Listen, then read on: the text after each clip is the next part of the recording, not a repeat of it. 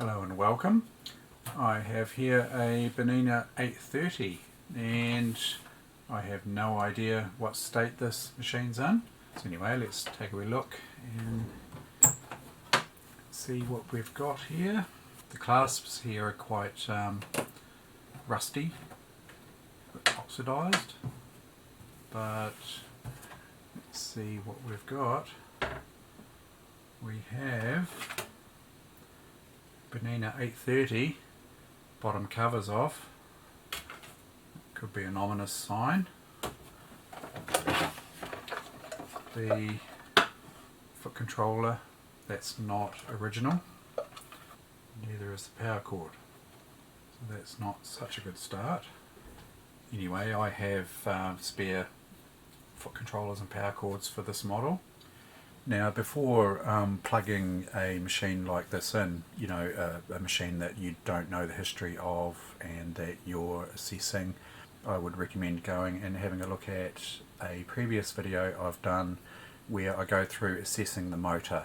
You'd want to do that before plugging the power cord in and putting power onto the machine, because there's a capacitor set that can be troublesome, and also you want to make sure that the motor brushes are not getting too worn. So take a look at that first before sort of going any further, with plugging the machine in to power. So quite often one of the first things I do when assessing a machine is I will check the motor first, make sure the brushes aren't worn out, check the state of the capacitors, and then put the motor back on, connect everything up, and then go ahead. If you've received a machine and the motor's not running well, there's no point sort of going any further with the assessment until you can find another motor or fix the problem that the motor might have. Let's have a wee look and see what we do have. Oh, yep, quite heavy. Normally the flatbed would be in the inside of the case lid here.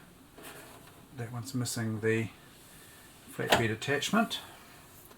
Let's take a look at the machine itself. Now the 830 has the built-in manual button holder, stitch width, stitch position, so everything seems to be in order. This lever at the top here that selects between your zigzag and straight stitch and your pattern stitches, that often seizes up, but that one's fine. I've got the pattern stitch selector there, that looks all in order. The machine feels a bit tight. Yeah. Ooh, yeah, it's got quite a tight spot there. So this machine may have a broken camshaft gear. And if we take a wee look, just open the lid here, turn the machine over. Now the tightness could just be because of lack of oil, or could be a broken camshaft gear, which is quite common on this model, but it's not a big deal if it is broken because the parts are still available. Yeah, actually I think I can see what the problem is. Every revolution of the hand wheel there seems to be a tight spot, so I'm just turning, so loose, tight there, tight, loose. You might be able to see this surface here is not even, so it's raised and lowering, raising again and lowering, so that may indicate that there's a bent shaft here. So I think the only way really to check that is to take the hand wheel off here and have a wee look at the shaft and see what's happening there.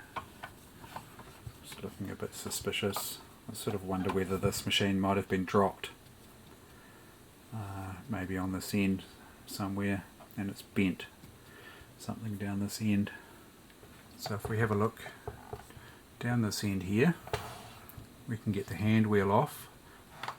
First of all, we need to take this clutch engaging ring off here.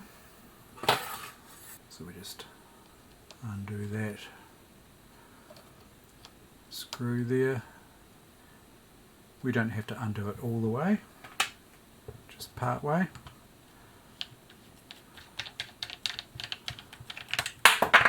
Oops. The other thing that's making me a little bit suspicious about this machine is the fact that it's not sitting square on the bench, it's moving a little bit. So it's like the feet are uneven.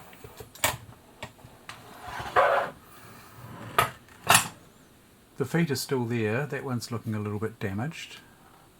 These two at the bottom are looking fine. Yeah, maybe if that one's been squashed a little, it might cause it to not sit flat.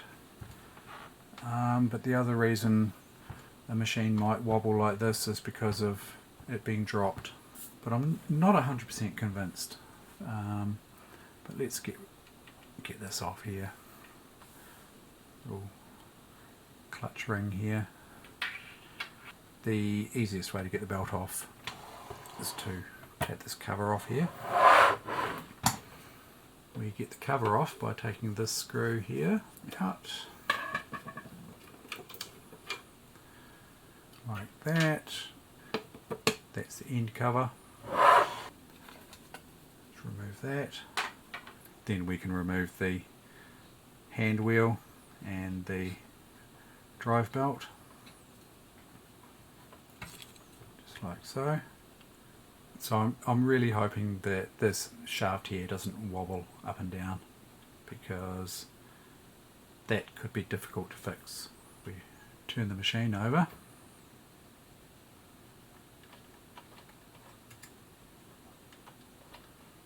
It looks like we're in luck, because that